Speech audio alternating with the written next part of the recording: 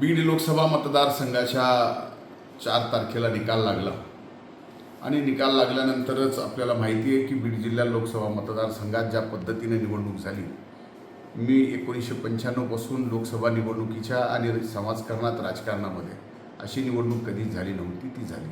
आता ही निवडणूक पार पडली आहे.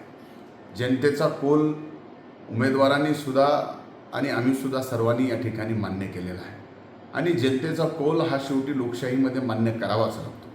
त्यामुळं आज सोशल मीडियाचा खऱ्या अर्थानं चांगला वापर करण्यासाठी हा सोशल मीडिया आहे, पण हा सोशल मीडियाचा वापर चांगला करण्याच्या ऐवजी ज्या पद्धतीनं वाईटप्रमाणे करण्यात येतो आहे की कुठंतरी मी बूथवर जाऊन मतमोजणीच्या ठिकाणी जाऊन रिव्हॉल्वर काढली, मी कुणावर तरी हात उगारला, या संदर्भामध्ये अशा पद्धतीच्या ज्या काही बातम्या येत आहेत त्या अतिशय खोटारडेपणाच्या, अतिशय जातीपातीमध्ये द्वेष निर्माण करण्याच्या आहेत.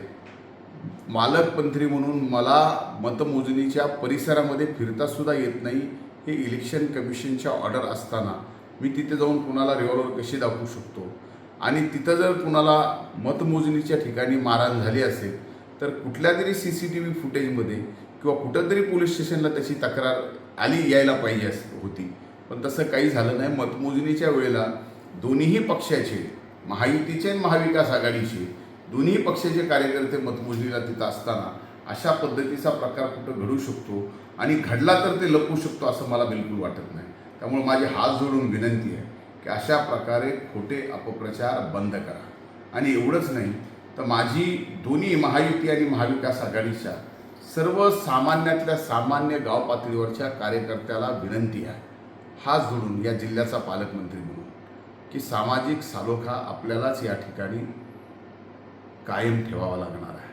निवडणूक झाली, जय पराजय झाला, महाविकास आघाडीचा जय झाला, आमचा पराजय झाला, तो आम्ही स्वीकारला. त्यामध्ये आपण म्हणतो क्या हार में क्या जीत में, भयभीत नहीं किंचित में, जीवन पथ पे जो भी मिला यही सही वही सही. पण या अशा पद्धतीनं आपण सामाजिक सलोखा पूर्णपणानं बिघडवणं, आमच्या महायुतीच्या उमेदवाराच्या बाबतीत, माझ्या बाबतीत अतिशय अश्लील प्रकारचे फेक व्हिडिओ तयार करून या ठिकाणी ज्या पद्धतीनं सामाजिक सलोखा बिघडवला जातो आहे, आमच्या बाबतीतही अतिशय आमची प्रतिमा एकदम वेगळी या ठिकाणी करण्याचा प्रयत्न केला जातो आहे. माझी हात जोडून विनंती आहे महाविकास आघाडीच्याही आणि महायुतीच्याही सर्व कार्यकर्त्यांना की सामाजिक सलोखा जपणं ही आपल्या पुरोगामी महाराष्ट्राची गरज आहे. म्हणून छत्रपती शिवाजी महाराजांनी, ज्यांना आपण दैवत मानतो, जे आपलं दैवत आहे, त्यांनी रयतेचं राज्य उभं करत असताना जो गावगाडा या त्या ठिकाणी बांधून दिलेला आहे 18 पगड जाती धर्माचा, जो आजपर्यंत तो 18 पगड जाती धर्माचा गावगाडा हा अतिशय गुणागोविंदाने प्रत्येकाच्या सुखादुःखात चालत आला, आज मात्र ते बीड जिल्ह्यात कुठंतरी वितुष्ट निर्माण करण्याचा प्रयत्न केला जातो आहे. जातपात ही आचारसंहिता लागली, मतदान झालं, खरं तर विकासाच्या मुद्द्यावर ही निवडणूक होणं आवश्यक होतं, तसं झालं नाही. ठीक आहे, जे कौल आहे ते आम्ही मान्य केलं आहे. आम्ही विनम्रपणे आणि अतिशय मोकळ्या मनाने हा पराजय मान्य केला आहे. हा विनम्रपणे मोकळ्या मनाने पराजय मान्य केल्यानंतर सुद्धा या बाबतीतल्या अशा पद्धतीच्या टीकाटिप्पणी करून सामाजिक सलोखा बिघडवणं हे दोन्हीही पक्षाच्या, दोन्हीही आघाडी आणि युतीच्या कुठल्याच कार्यकर्त्यांना शोभणारं नाही. तरी मी माझी खास करून महायुतीच्या माझ्या हात जोडून सहकाऱ्यांना विनंती आहे की आम्हाला दबंग, आम्ही कुणाला तरी मारलं, आम्ही कुणाला तरी रिव्हॉल्वर दाखवली, आम्ही असं काही केलं, अशा पद्धतीचे जे काही आपण व्हिडिओ टाकताय हे कृपा करून आमची प्रतिमा पूर्णपणानं खराब करणारी आहे. म्हणजे आपणच आपली प्रतिमा खराब करतो आहे हे पण लक्षात घ्या. आज पंकजाताईचा पराभव हा प्रत्येकाच्या मनाला अतिशय जिव्हारी लागला आहे.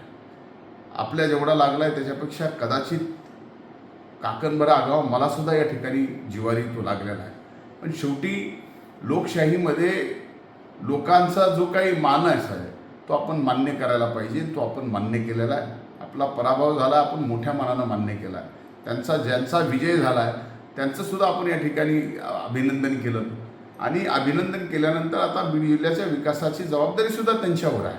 आता सामाजिक सलोखा आपल्याकडून बिघडून देऊ नका, एवढीच माझी हात जोडून कळकळीची विनंती आहे.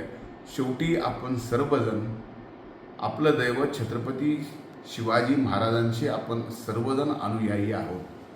350 वर्ष जो गावगाडा 18 पगड जाती धर्माचा सुखादुःखानं गुणागोविंदाने आनंदाने या ठिकाणी राहिला जपला, आज तो कुठंतरी बिघडवायचा काही जण प्रयत्न करतात. ते मात्र कृपा करून थांबवा. हे कुणालाच परवडणारं नाही, हे कुणालाही शोभणारं नाही. आता मात्र निकाल लागल्यानंतर 4 दिवसानंतर मी हे सांगतो आहे, निवडणूक संपली आहे, हा विषय संपलेला आहे. कृपा करून आता एकमेकाच्या बदनामीचं हे राजकारण थांबवावं. धन्यवाद.